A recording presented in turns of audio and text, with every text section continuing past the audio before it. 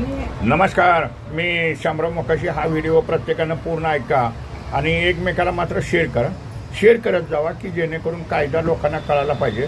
RTOची आता पेपरलेस सेवा चालू झालेली आहे. आता जे आपण ऑनलाईनच काम करायचं आहे आणि शासनाच्या फीमध्येच काम होतं. आता समजा आपली वाहनं आहेत, पासिंग करावी लागतात. ऑनलाईन म्हणून तुम्ही आता ते अपॉइंटमेंट घ्या, आपली गाडी पासिंग करा आणि 48 तासात तुमचं ऑनलाईनला फिटनेस हे जोडलं जातं.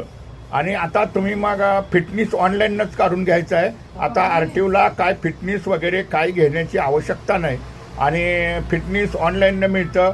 ते QR कोडवालं फिटनेस आहे आणि त्याच्यावरच्या अधिकाऱ्याचं नाव असतं, कुठल्या अधिकाऱ्यानं गाडी पास केली.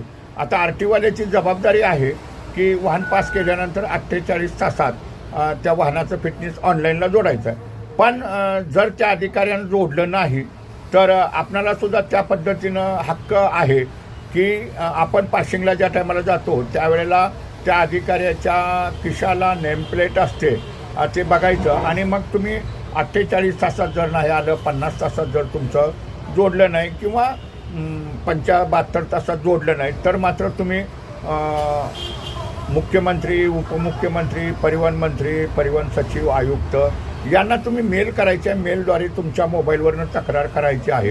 आता तुम्ही म्हणशीला मला मेल नंबर कसा माहिती पडणार आपणाला, तर गुगल सर्च केलं की तुम्हाला ते मेल नंबर मिळतात. शासनाच्या कुठल्याही कार्यालयाचे मेल नंबर, फोन नंबर हे तुम्हाला गुगलवरनं मिळतात आणि मग ते तुम्ही तक्रार करू शकता की बाबांनो, मी ह्या वेळेला गाडी माझी पास केली तर अधिकाऱ्यानं माझं फिटनेस जोडलं नाही. तात्काळ चौकशी करा आणि कारवाई करा.